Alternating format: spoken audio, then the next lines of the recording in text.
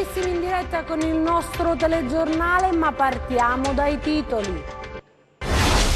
Una lite per problemi di vicinato finita in tragedia nelle campagne di Fuscaldo, un morto ed un ferito. Sul duplice omicidio di Contrada Apollinara, la procura di Castrovillari segue la pista mafiosa. Il procuratore Facciolla parla di indagini complesse. 10 anni di commissariamento della sanità calabrese non hanno prodotto alcun risultato. Severa l'analisi del professor Ettore Iorio, che parla di fallimento. Sono stati condannati a pene variabili da 4 a 6 anni gli 8 medici indagati nell'ambito dell'inchiesta Malasanitas. I carabinieri di Vibo hanno sequestrato una strada diventata una vera e propria pattumiera, denunciati 2 imprenditori. I droni della Polizia Municipale di Cosenza sorvolano la città a caccia di amianto e di scariche abusive, già individuate alcune criticità. La Camera di Commercio di Cosenza ha premiato le aziende che producono olio di qualità, vere e proprie eccellenze del territorio cosentino. Le squadre calabresi di Serie B lavorano a fari spenti nel mercato in attesa di centrare il colpo grosso. Il Catanzaro prende Nicastro, la Regina dopo gli acquisti pensa a sfoltire la rosa, il Rende cerca un attaccante, la Vibonese insegue Pettelman. Buonasera dalla redazione di Teleuropa Network e ben ritrovati a questa nuova edizione in diretta del nostro telegiornale. In apertura lo avete visto dai titoli, parliamo di cronaca perché alle 8:30 di questa mattina la quiete di Contrada Cariglio di Fuscaldo sul Tirreno cosentino è stata interrotta dall'esplosione di 4 colpi di pistola. 3 hanno ucciso Giuseppe Ramundo, un promotore finanziario di 52 anni, ferito anche il presunto omicidio al 62enne Geppino Ramundo. Indagano i carabinieri sull'ultimo atto di un rapporto ad alta tensione fra 2 vicini che si contendevano confini e servitù di acqua. Giuseppe Ramundo era una brava persona, lo dicono tutti, parenti e amici qui in Contrada Cariglio di Fuscaldo. Era così bravo da aver accantonato la sua vita per prendersi cura dei suoi familiari con gravi handicap. La sua vita però è finita a 52 anni per un colpo di pistola sparato qui sul ciglio di un suo terreno. A sparare sarebbe stato Geppino Ramundo, un vicino di casa di 62 anni, col quale non correva buon sangue ormai da diversi anni. Liti continue, una causa appena conclusa con esito favorevole alla vittima, una servitù d'acqua contesa che avrebbe scatenato l'ultima diatriba, quella fatale al promotore finanziario. L'altro protagonista, ferito, è ricoverato all'ospedale di Paola e piantonato. La dinamica dell'accaduto è tutta da chiarire. Forse sulla scena c'era una seconda arma. Sono 4 i colpi esplosi, 3 quelli che hanno ucciso il 52enne. I parenti e i vicini non si hanno pace, non pensavano che le tensioni tra i due potessero portare a tanto, anche se le avvisaglie non erano mancate. Una persona rarissima, per la famiglia, per gli amici, per tutto. Era degli amici, ci scambiavamo, noi siamo vicini da tanto tempo col terreno. Quindi con i problemi che ha avuto non l'ho fatti mai pesare in casa. Io questo che è successo non lo so, però voglio dire che c'erano qualcosina in giro nell'aria. Da parte dell'altro, diciamo. A me mi confidava tutto e mi ha detto a casa a PES per un diritto di acqua. Le indagini sono condotte dai carabinieri del reparto operativo di Cosenza della Compagnia di Paola e coordinate dalla Procura della città tirrenica. Sul posto, questa mattina, anche gli agenti del commissariato paolano. E torniamo ad occuparci di un altro duplice omicidio di Contrada Apollinara, questa volta a Corigliano Rossano sullo Ionio Cosentino. Indagini complesse, ma la strada è quella giusta, lo dice il procuratore di Castrovillari Eugenio Facciolla ai nostri microfoni. Sentiamo. La Fiat Punto ferma nell'agrumeto con i 2 cadaveri a bordo. Contrada Apollinara a Corigliano Rossano, il terreno sterrato, un luogo lontano dal centro abitato trasformato lunedì sera in Far West. 30 i colpi esplosi dai killer, uno dopo l'altro. Non hanno avuto scampo Pietro Greco, 39 anni, sorvegliato speciale, e Francesco Romano, 44 anni, imprenditore, entrambi già noti alle forze dell'ordine, i cui corpi sono stati notati il giorno dopo dopo da un agricoltore della zona, facendo scattare l'allarme. Giustiziati a fucilate e finiti con un colpo di pistola alla testa. Questo dice l'esame esterno dei corpi. Per gli inquirenti non ci sono dubbi sul metodo mafioso. In attesa dell'autopsia sui corpi, l'inchiesta va avanti. Il procuratore di Castrovillari, Eugenio Facciolla, ha parlato di indagini complesse. Nonostante il riservo del caso, ha lasciato intendere che si prosegue con idee precise. L'ipotesi è che possa essersi trattato di un regolamento di conti nell'ambito della criminalità organizzata. Gli investigatori dovranno chiarire il perché le vittime si trovassero in contrada Pollinara, avevano un appuntamento e con chi, l'agguato e le armi usate, il potente mitragliatore Kalashnikov, un'esecuzione plateale probabilmente, come dice il vescovo Monsignor Giuseppe Satriani, un chiaro monito lanciato all'interno delle relazioni criminali ma anche all'esterno. L'andrangheta e l'avvertimento del presule sta infettando gli spazi con l'illegalità, la droga, l'usura, il pizzo, il controllo del territorio, potere e soldi, uno scacchiere di guerra in cui la vita vale poco e la trincea che separa lo Stato e l'antistato sempre più pericolosa. Lasciamo solo per il momento la cronaca, parliamo di sanità e del fallimento del commissariamento. L'analisi è del professor Ettore Ionio, che proprio parla del fallimento di questi 10 anni. 10 anni di commissariamento della sanità calabrese non hanno prodotto alcun risultato. Severa l'analisi del professore Ettore Iorio, che parla di fallimento. Dopo 10 anni di commissariamento è arrivata la beffa, e per beffa intendo il decreto salva Calabria della Grillo. Cioè, nel senso, questo provvedimento, anche nella fase, quindi nelle norme convertite nella legge 60, ha determinato uno stato di imbarazzo gestionale della struttura del servizio sanitario regionale, creando disagi forti anche al commissario. Cioè, nel senso, cosa ha creato? Ha generato una sorta di matriosca dei commissari, cioè ho attribuito al commissario ad acta la nomina di tanti commissari straordinari quanti sono le aziende della salute, con l'assegnazione agli stessi di un'attività meramente ricognitiva, cioè ovvero sia, gli stessi dovranno in sostanza inventariare lo stato di salute dei conti delle aziende e con essi individuare quelli che sono i limiti gestionali e i limiti erogativi sotto il profilo dei livelli essenziali di assistenza.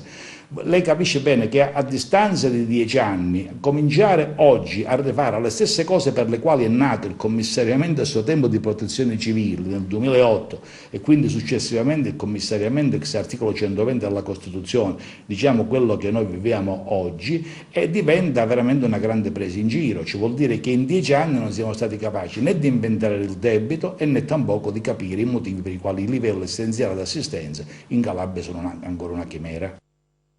L'integrale proprio di questa intervista realizzata dal nostro direttore Attilio Sabato la potrete seguire nel corso delle trasmissioni proprio sulla nostra emittente. Ancora la cronaca con il processo Malasanitas a Reggio Calabria, condannati 8 medici degli ospedali riuniti, falsificavano le cartelle cliniche per coprire gli errori.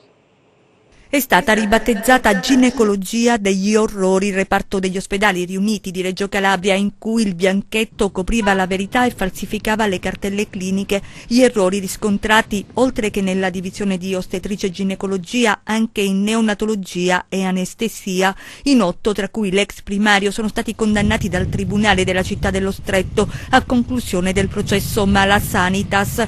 La dura requisitoria del PM di Palma, che parafarsando le intercettazioni ha evidenziato come in quei reparti l'importante non era la salute dei pazienti, ma letteralmente pararsi il culo e far sparire documenti, esami, nasconderli nei cassetti e negli armadi. I sanitari sono stati condannati a vario titolo per falso ideologico e materiale, soppressione, distruzione, occultamento di atti, interruzioni di gravidanza senza il consenso della gestante, casi di malasanità, lesioni gravissime archiviate nel 2010 sindaci come imprevedibili fatalità.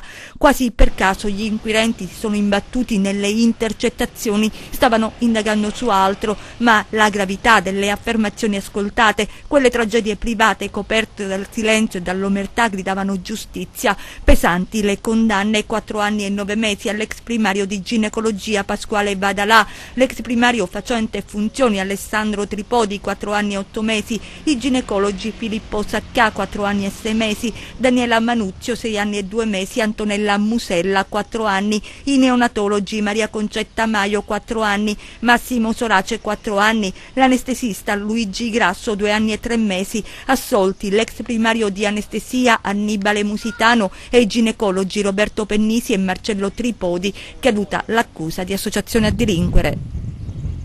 Ancora per la sanità, si erano incontrati ufficialmente il 13 aprile scorso il sindaco di Trebisacce Franco Mundo e il generale Saverio Cotticelli per parlare proprio dell'ospedale Chirichim, e dopo l'incontro con i sindaci del Pollino e della provincia di Cosenza pochi giorni fa anche gli amministratori dell'Alto Ionio Cosentino hanno avuto una riunione con il commissario ad acta proprio per esporre le problematiche che riguardano la sanità in quest'area della Calabria. È stato un incontro molto proficuo, ha detto proprio all'uscita dall'incontro il sindaco Franco Mundo. Praticamente il commissario Cotticelli ha già disposto e autorizzato tutto ciò che abbiamo chiesto: l'aumento del personale nel pronto soccorso e per il 118, la sostituzione immediata di quelli che vanno in pensione mediante attivazione delle graduatorie concorsuali già in essere, oppure utilizzando proprio i medici specialisti ambulatoriali, gli anestesisti del pronto soccorso, autorizzando almeno 3 l'utilizzo di quelli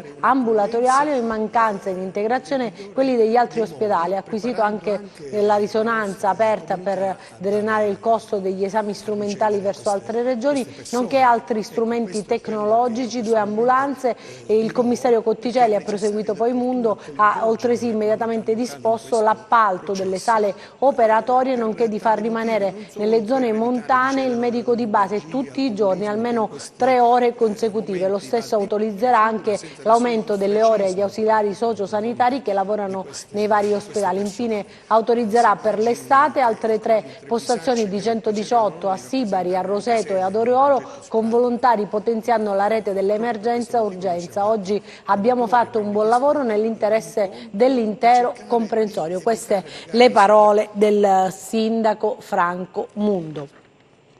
E andiamo a Vibo, dove c'è una strada pattumiera sequestrata dai carabinieri. Sono stati denunciati 2 imprenditori.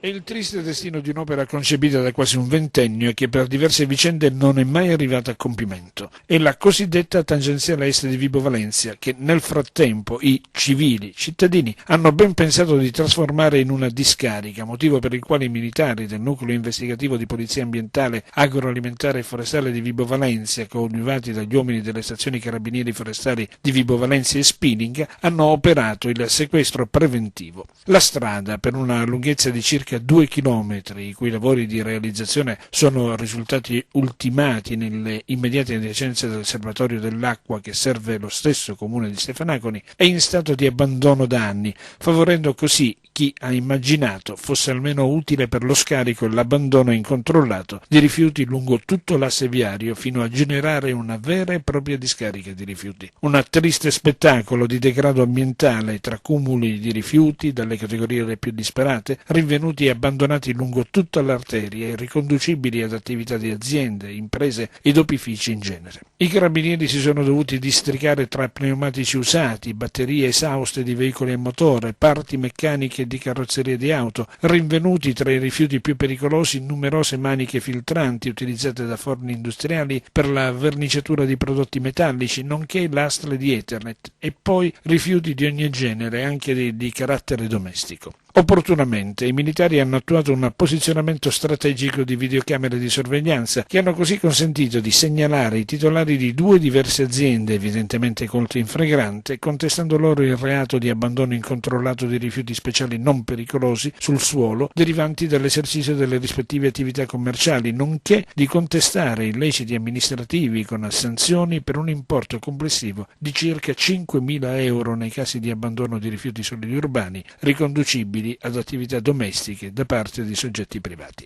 La strada, sottoposta a sequestro, è stata affidata in custodia alla provincia di Vibo Valentia quale ente proprietario. Il comune di Stefanaconi e la stessa provincia di Vibo Valentia sono stati poi invitati, secondo quanto di rispettiva competenza, ad effettuare con urgenza le necessarie opere di bonifica del sito. Intanto i carabinieri forestali confermano l'intenzione di tenere elevata la soglia di attenzione sulla tutela del territorio e dell'ambiente, anche per le inevitabili ricadute che l'inquinamento assume per la salute pubblica. Adesso a Cosenza, dove i droni della polizia municipale hanno sorvolato la città a caccia di amianto e di scariche abusive, già individuate alcune criticità. I droni del nucleo decoro urbano della Polizia Municipale di Cosenza in questi giorni solcano i cieli a caccia di amianto e di discariche abusive. L'Eternit è un materiale estremamente pericoloso e si trova ancora in moltissimi manufatti e anche sui tetti di alcuni edifici. In sé non è pericoloso, ma lo diventa quando inizia a degradarsi sgretolandosi, perché libera nell'aria delle particelle estremamente dannose per la salute. Per questo è stato vietato in Italia ed è obbligatorio procedere al suo smaltimento. La Regione deve censire tutti gli edifici pubblici e privati con coperture o manufatti in Eternit, ricorda il nucleo decoro urbano, e anche i proprietari dovrebbero segnalarne la presenza e provvedere alla sua rimozione attraverso ditte specializzate. Il nucleo decoro urbano della Polizia Municipale di Cosenza, diretto da Luca Tavernise, seguendo le linee guida del comandante del corpo Giuseppe Bruno, sta monitorando dall'alto l'intera città con l'intento di arrivare ad una bonifica. Inoltre, sempre con l'ausilio del drone aereo, dopo numerose segnalazioni di alcuni cittadini per l'installazione di un'antenna con presunta tecnologia 5G, è stato appurato che si tratta invece solo di una migrazione di una postazione di un ripetitore con tecnologia 4G, ponendo fine ad un inutile allarmismo che si era diffuso sui social. Adesso parliamo di politica perché il PD ha revocato il commissariamento del circolo di Crotone. Pochi giorni fa la protesta e la consegna nelle mani del segretario provinciale del PD di Crotone di 300 tessere e la scelta di procedere sabato scorso al commissariamento del circolo. Oggi arriva la revoca del commissariamento da parte di Stefano Graziano, che dice: ho preso atto delle posizioni espresse dal gruppo dirigente di Crotone che hanno contribuito a fugare ogni dubbio sulla linea politica. Ho disposto la revoca del commissariamento con l'auspicio che ora ci si concentri sul rilancio del partito anche in vista delle prossime regionali. Queste le parole del commissario regionale del Partito Democratico, pur giudicando alcune reazioni eccessive e immotivate. Dice: ho preso atto che è stato fugato ogni dubbio nel rapporto con l'amministrazione pugliese, della quale di concerto con il partito provinciale siamo nettamente all'opposizione. Infine i ringraziamenti a Franco Iacucci per essersi messo a disposizione del partito ancora una volta.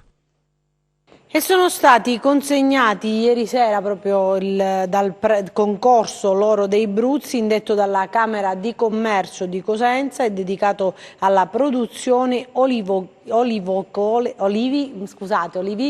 d'eccellenza. La Camera di Commercio di Cosenza ha premiato 9 tra le 30 aziende olearie della provincia che hanno partecipato alla 6ª edizione del concorso L'oro dei Bruzzi. È il primo atto dal mio insediamento ormai dal 6 luglio, ma è la stessa edizione. E vedere questi imprenditori qui all'interno della nostra Camera che in realtà fanno questo lavoro con passione, che sono abituati a mettere in gioco quelle che molte volte una parte politica come noi è difficile che si metta in gioco. È una grande soddisfazione vederle qua, i sorrisi portano i loro familiari, si mettono in gioco, si sfidano con una rivista che poi noi presentiamo oggi, una guida che la manterremo in tutti i supermercati ai consumatori, girerà tutta Italia. Questo anche perché ci saranno nuovi premiati, possono poi partecipare anche a Perugia a quello nazionale. Continuiamo un percorso, ma un nuovo inizio, con grande soddisfazione vedere ancora il mese di luglio nel pomeriggio, anche con questo caldo, una sala piena di imprenditori che in realtà vengono, ci ascoltano e che noi con soddisfazione premiamo. Le sezioni premiate sono state 3, fruttato leggero, fruttato medio e fruttato intenso. Ad aggiudicarsi il primo premio sono stati l'azienda Arca Verde di Cerchiara di Calabria, il frantoio Figoli di Corigliano Rossano e l'azienda agricola di Parisi Donato. Il secondo mandato del neo rieletto presidente della Camera di Commercio, Klaus Algeri, inizia dunque con una bella festa, che è stata anche l'occasione per comunicare la nuova svolta che darà all'ente camerale nei prossimi 5 anni. Dall'Open Camera Cosenza ormai siamo passati a un modello Camera Cosenza. Noi siamo un modello per l'Italia, un modello anche per una parte dell'Europa, non soltanto nelle azioni, nelle cose come oggi, ma anche, una parola pesante, dire una rivoluzione culturale. È un ente pubblico, è gestito dagli imprenditori come me e in realtà abbiamo visto che anche un ente pubblico come un po' padre di famiglia, anche con una parte di alcune logiche aziendali si può gestire ed essere a livello non solo nazionale, non solo di riferimento, ecco un modello come abbiamo rilanciato questo secondo mandato. Ancora la cronaca, questa volta arriva dal Catanzarese, in particolare da San Sostene, dove 2 maestre di una scuola elementare della frazione Marina di San Sostene sono state sospese dal lavoro per 12 mesi in esecuzione di un provvedimento del GIP su richiesta della Procura di Catanzaro. Dalle indagini condotte dai carabinieri della compagnia di Soverato sarebbe emerso, secondo quanto riferito dagli investigatori, un sistematico ed ingiustificato quadro di violenze fisiche e verbali adottate dalle insegnanti nei confronti di alcuni bambini. Adesso altre storie, altre notizie nei nostri 100 secondi di cronaca.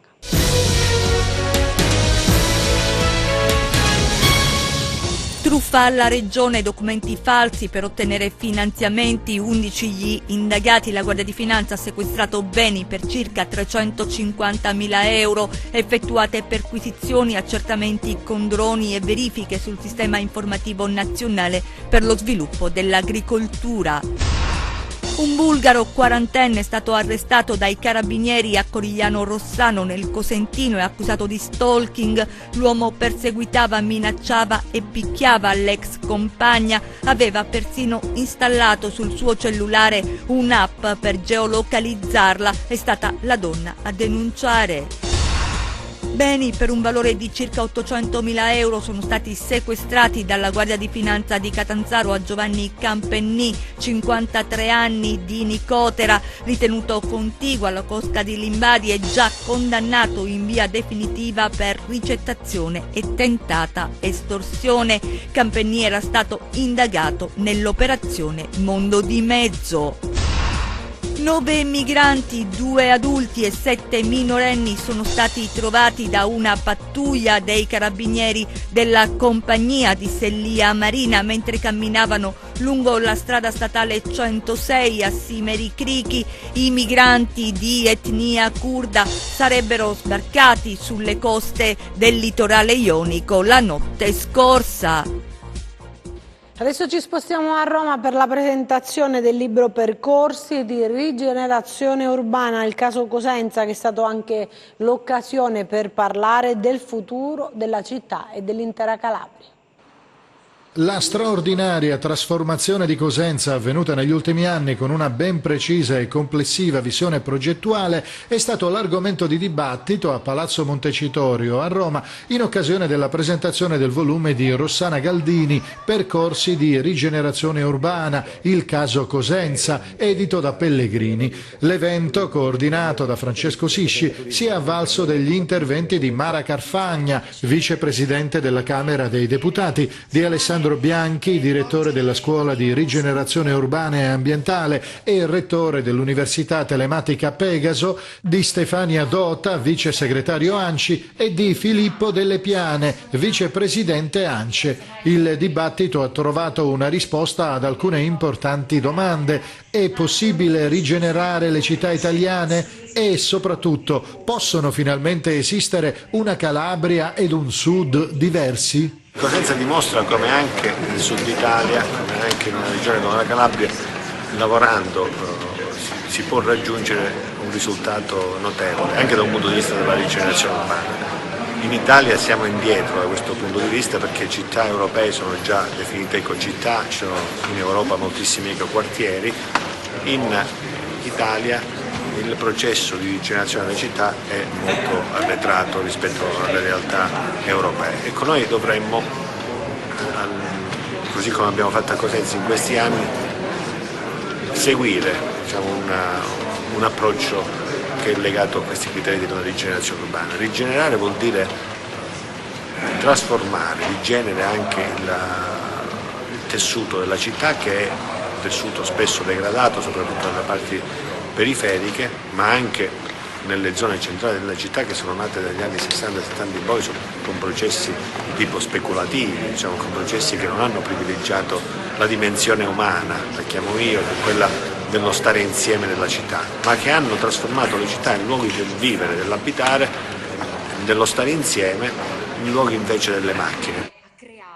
E parliamo adesso di calcio, sono stati diramati i calendari della Serie C in vista proprio della stagione 2019-2020. Per quanto riguarda la prima giornata parliamo delle squadre calabresi. Il Catanzaro affronterà il Teramo, mentre la Vibonese giocherà a Monopoli. Il Rende invece affronterà in casa il Bisceglie, mentre la Regina giocherà contro la Virtus Francavilla. Per vedere il primo vero derby calabrese ci vorrà il 15 settembre, quello tra Vibonese e Rende. Adesso parliamo di calciomercato con le ultime novità nel prossimo servizio. Avanti tutta, il Cosenza decolla, Brai aspetta volti nuovi e il direttore sportivo Stefano Trinchera lavora alacremente cercando di anticipare la concorrenza su diversi obiettivi. Contatti fitti con il Pescara per Canotè, apprezzato il profilo di Bro del Sassuolo, chiesto al Parma il prestito di Da Cruz, sondato anche Monachello, sul quale è fortissimo l'interesse del Pordenone. Il Crotone insegue Daniel Maldini, valorizzato anche da Giampaolo nell'ultimo impegno di International Champions Cup con il Bayern Monaco. Mustacchio arriva a titolo definitivo, blindato dal nuovo assalto del Perugia invece Benali. Nicastro e Fulignati, il Catanzaro mette le ali e si assicura soffiandolo al Catania l'ex Foggia, che sostituirà D'Ursi, ormai destinato a vestire la maglia del Bari. È l'estremo difensore che supera Perucchini nelle gerarchie. De Falco dalla Regina verso l'Alessandria, un mercato finalmente vibrante anche per le calabresi. Ed è iniziato oggi a Gizzeria, che per questo weekend sarà proprio la capitale del kitesurf. 82 atleti proprio in rappresentativa di tutti i paesi di tutto il mondo si sfideranno proprio in questi giorni del kite foil. Vediamo il primo assaggio proprio della prima giornata di gare nel prossimo servizio.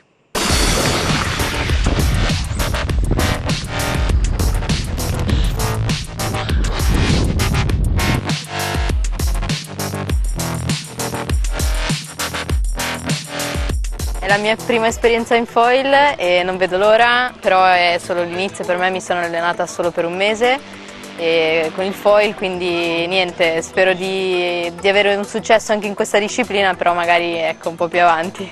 I prossimi 4-5 anni saranno un viaggio nuovo e diverso da quello di prima, insomma un percorso nuovo ma nel quale voglio avere successo come in quello di prima, ma soprattutto voglio divertirmi e spero di diventare una persona migliore come sono diventata tramite il Twin Tip Racing, quindi divertirmi e diventare una me migliore.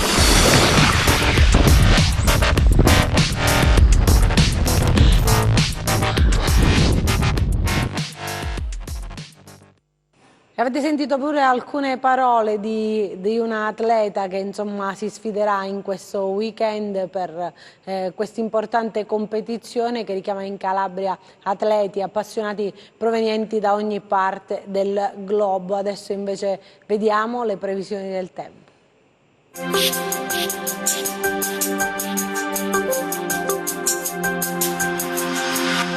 Anche nelle prossime ore le condizioni meteo non subiranno variazioni, sole e caldo continueranno ad interessare il nostro territorio. Domani continua a essere soleggiato su tutta la regione con temperature stazionarie superiori ai 35 gradi di giorno nelle zone interne.